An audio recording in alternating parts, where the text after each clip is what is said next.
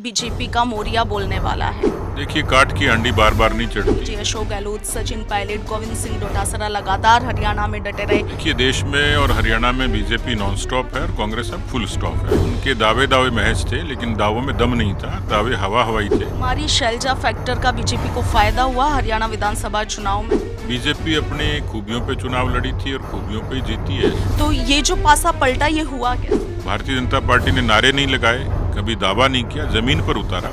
सतीश पूनिया को इसका श्रेय जा रहा है। पर्दे के पीछे रणनीति का काम करते रहे, अंततः हमें सफलता मिली। मैं उस टीम का हिस्सा था और मुझे खुशी, हमें सफलता मिली। जो जाट फैक्टर है वो बीजेपी के लिए बड़ा नुकसानदायक साबित। देखिए, प्रचारित किया गया था, इसमें सत्यता नहीं थी। उस दिन जो ईवीएम मशीन से वो 90% चार्ज थी, जबकि ऐसा होना नहीं चाहिए। यदि वो जीत जाते तो नेहरू गांधी खानदान को और कांग्रेस की नीतियों को श्रेय देते, और हार गए तो ईवीएम पर ठीकरा फोड़ेंगे। हनुमान बेनीवाल कह रहे हैं कि कांग्रेस को उसका घमंड लेने की। अब तो पीएम मोदी सतीश पूनिया की पीठ तो थपथपाएंगे ही, साथ में कोई बड़ा इनाम भी देंगे कि सतीश पूनिया और राजेंद्र राठौड़ की जोड़ी ने हरियाणा में बीजेपी की लॉटरी निकाल दी। राष्ट्रीय स्तर पर पद बढ़ने की, कद बढ़ने की अभिलाषा है। नमस्कार, पंजाब केसरी राजस्थान आप देख रहे हैं और मैं हूं आपके साथ इशिका जैन। हरियाणा विधानसभा चुनाव 2024 के अप्रत्याशित परिणामों ने सभी को चौंका दिया। इन परिणामों ने उन तमाम दावों को खारिज कर दिया जो मतदान के बाद से कांग्रेस पार्टी और इसके साथ ही कई पॉलिटिकल एक्सपर्ट्स लगातार कर रहे थे। कहा जा रहा था कि कांग्रेस को यहां पर बढ़त मिल रही है। एग्जिट पोल्स में भी कुछ इस तरह के आंकड़े दिखाए गए, मगर जब नतीजे सामने आए, जब बीजेपी ने तीसरी बार यहां पर हैट्रिक लगाई, तो इन नतीजों से सभी चौंक गए। हरियाणा विधानसभा चुनाव में राजस्थान बीजेपी के एक दिग्गज नेता और जाट नेता सतीश पूनिया प्रदेश प्रभारी बनाए गए, और जब से वहां पर बीजेपी को जीत मिली है, तब से कहा जा रहा है कि इसका ज्यादातर श्रेय राजस्थान के इन जाट नेता यानी कि सतीश पूनिया को जाता है। सतीश पूनिया आज हमारे साथ जुड़े हैं। पूनिया जी, सबसे पहले बहुत बहुत बधाई, आपकी पार्टी ने एक बार फिर से हरियाणा में जीत दर्ज कर ली है। जी, धन्यवाद, बहुत धन्यवाद जी। सतीश पूनिया को इसका श्रेय जा रहा है। राजस्थान बीजेपी के बड़े जाट नेता है। कहा जा रहा है कि वहां पर जो बीजेपी फिर से हैट्रिक लगा पाने में कामयाब हुई है, तो वो सिर्फ सतीश पूनिया को वहां पर प्रदेश प्रभारी बना देने से। क्या कहिएगा? देखिए, जब जीत होती है तो वो सामूहिक होती है, एक टीम की होती है। मैं उस टीम का हिस्सा था।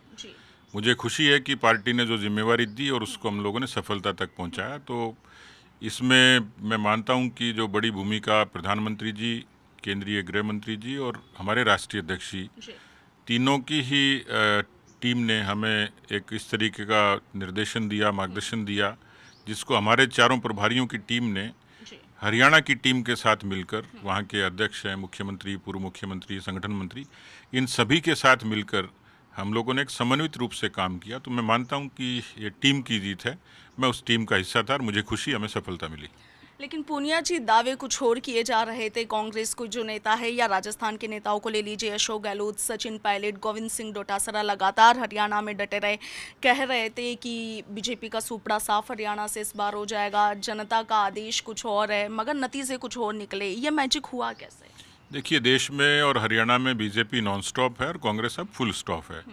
इसलिए उनके दावे महज थे, लेकिन दावों में दम नहीं था, दावे हवाई थे। क्योंकि उस तरीके की ज़मीनी, उस तरीके की तैयारी, उस तरीके की ताकत हरियाणा में कांग्रेस पार्टी की नहीं थी। वो केवल अपने वोट बैंक तक सीमित थे। वो केवल नैरेटिव्स, सोशल मीडिया के जरिए नैरेटिव फैलाने में मग्न थे, बहुत ज़्यादा अति आत्मविश्वास में थे। उनकी गलतफहमी ने भी हमें एक ताकत दी। हम जमीन पर बहुत निरपेक्ष तरीके से मौन होके और पर्दे के पीछे रणनीति का काम करते रहे, अंततः हमें सफलता मिली। हरियाणा राज्य को जाटलैंड कहा जाता है, मगर मतदान से पहले और चुनावों के बीच में जाट आबादी जो है हरियाणा की, वो बीजेपी से खासी नाराज थी, और कहा जा रहा था कि ये जो जाट फैक्टर है वो बीजेपी के लिए बड़ा नुकसानदायक साबित होगा। कैसे साधा गया इसे? देखिए, प्रचारित किया गया था, इसमें सत्यता नहीं थी। क्योंकि पूरे हरियाणा ने 14 में और 19 में बड़ा मैंडेट दिया हमें।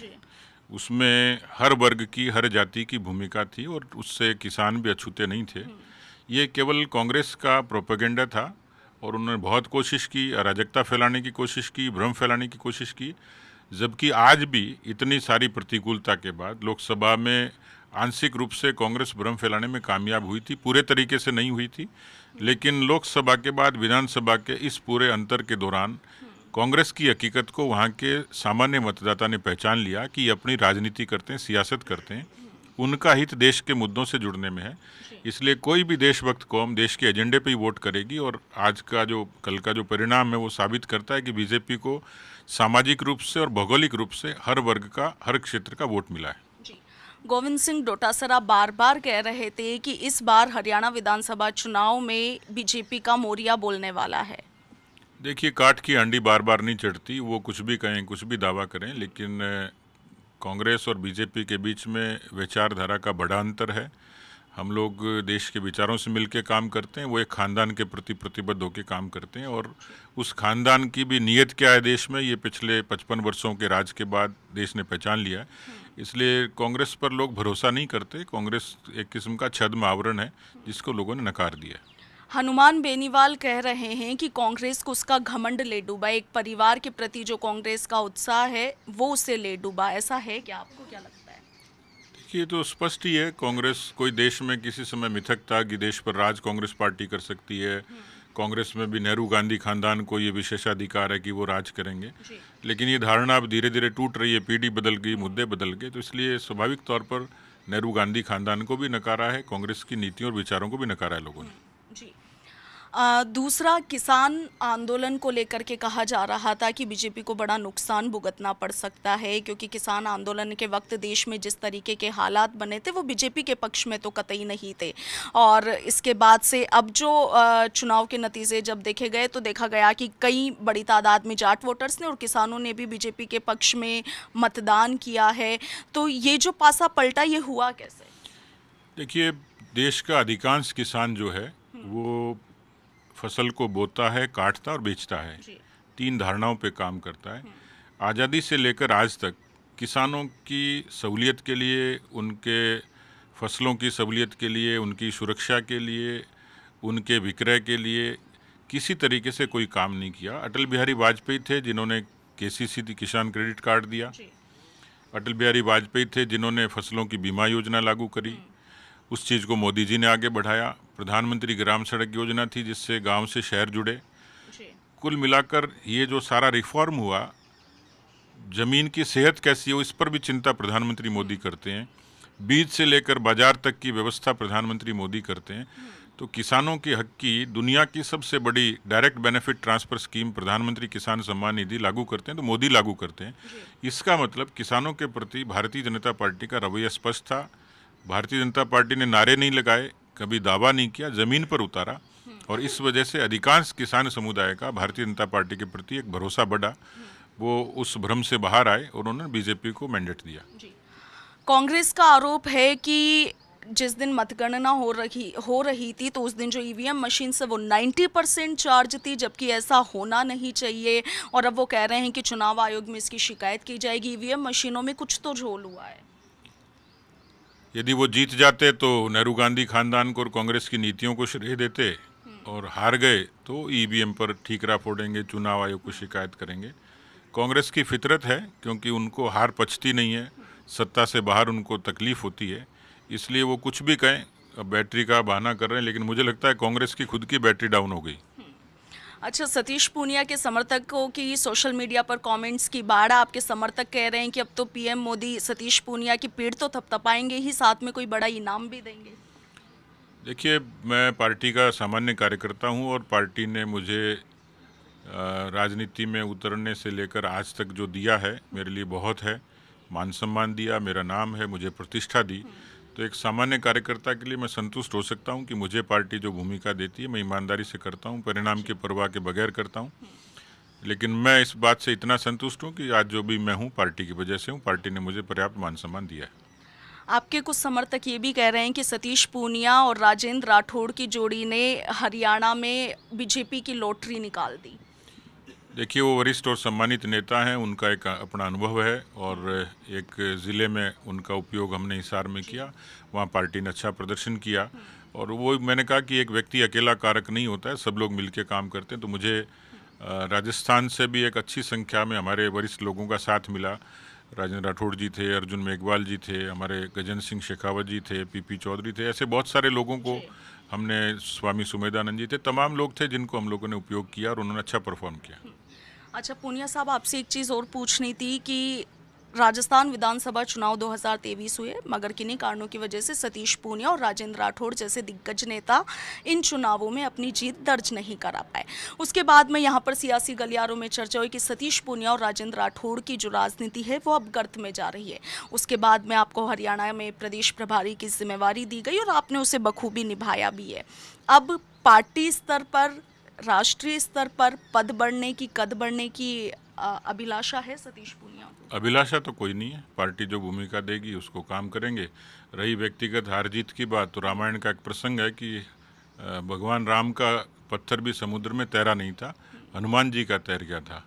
इसका सीधा सीधा तात्पर्य है कि जब मिशन होता है तो आदमी व्यक्तिगत इच्छाओं से, व्यक्तिगत लाभ हानि से ऊपर उठकर जब किसी विचार के लिए काम करता है तो उस विचार की सफलता उस व्यक्ति के लिए संतोष देती है। तो मुझे लगता है कि मेरे लिए ये पर्याप्त है। भले ही मैं हारा, लेकिन राजस्थान में सरकार आई, हमने 3.5 साल अध्यक्ष के नाते यहाँ मेहनत करी, पार्टी को परिणाम दिया, हरियाणा में एक भूमिका दी, उस पर हमने रिजल्ट दिया। तो मैं संतुष्ट हूँ कि पार्टी मुझे कुछ दे या नहीं दे, लेकिन ये पर्याप्त है कि हमने जो अच्छा सर्विसेज दिया और उसका परिणाम आया। अब क्या भूमिका देखते हैं अपनी, क्योंकि चुनाव हो चुके हैं, रिजल्ट हमारे पक्ष, मतलब बीजेपी के पक्ष में है, अब आगे अपनी खुद की क्या भूमिका देखते हैं? देखिए, कार्यकर्ता जब तक जिंदा है, सक्रिय रहे, उससे बड़ी तो कोई भूमिका होती नहीं है। बाकी सब चीज़ें तो अस्थायी होती हैं, लेकिन मैं मानता हूं कि मैं जीवन पर्यंत बीजेपी का एक निष्ठावान सिपाही के तौर पे काम करूंगा, उस यकीन से मैं काम करता हूं। कुमारी शैलजा फैक्टर का बीजेपी को फायदा हुआ हरियाणा विधानसभा चुनाव में?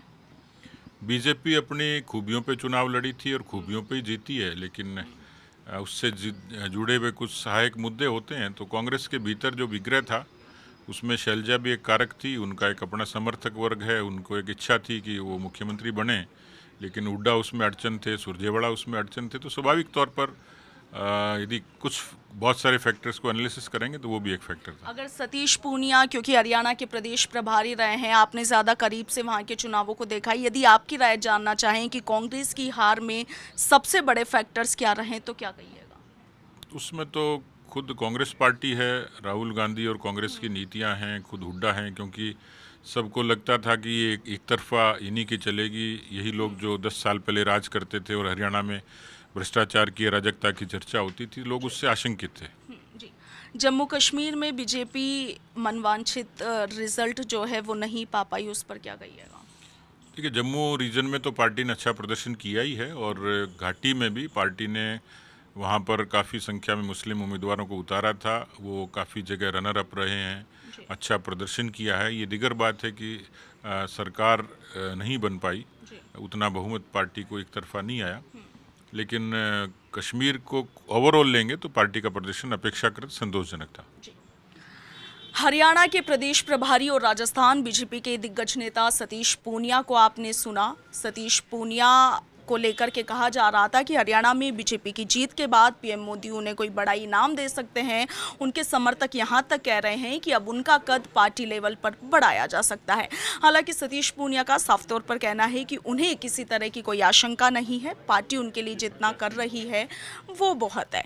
सतीश पूनिया ने हरियाणा चुनावों को लेकर, इसके साथ ही कांग्रेस को लेकर जो कुछ कहा, उस पर आपका क्या कुछ कहना है, आपकी क्या राय है, कॉमेंट सेक्शन में ज़रूर लिखेगा। फिलहाल के लिए इतना ही। मैं आपके साथ इशिका जैन, वीडियो जर्नलिस्ट कृष्ण कुमार शर्मा के साथ, पंजाब केसरी, राजस्थान।